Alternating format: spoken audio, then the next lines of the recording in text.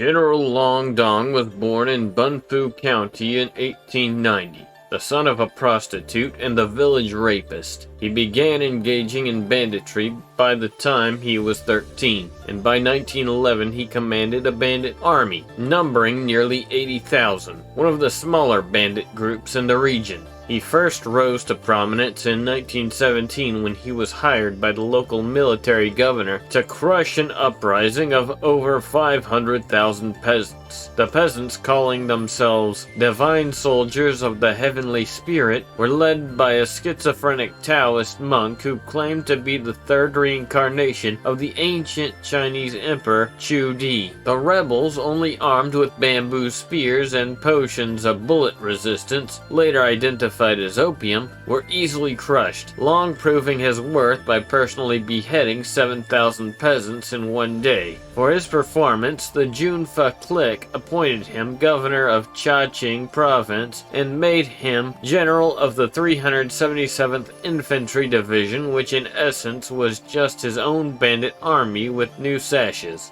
By 1921, his army numbered around 200,000 soldiers. Armed with nearly 600 rifles and one Napoleonic-era cannon, it was considered the most well-equipped armies in all of China. Paying this massive army proved somewhat of a challenge, as tax revenue in his province amounted to $33 and a bushel of rice. To pay for his army, Long devised the economic theory of Dongism. This innovative approach saw him print paper money in massive quantities and then threatened to execute anyone who didn't accept his soldiers' inflated currency at face value. This led to widespread poverty and starvation. General Long himself, however, cared little. He summed up his attitude towards his citizens in a poem written in 1925. "The stench of starving peasant corpses fills the air. The cities are full of unemployed men. Yet why should I care? I just want to smoke in my favorite opium den, and maybe behead some communists." A telegram by the British Foreign Office described him as a knee of the least bloodthirsty and incompetent warlords in the region. When the 5th Junfa-Tuchan War broke out in 1926, he became famous for changing sides on 17 different occasions. In 1927, he joined the nationalist government after being convinced by the righteous of their cause, and bribe of 20,000 Mexican silver dollars. After the KMT defeated both warlord cliques, Long continued his reign of corruption and graft until the Japanese invaded his province in 1931. Outnumbered and outgunned, Long begged Chiang Kai-shek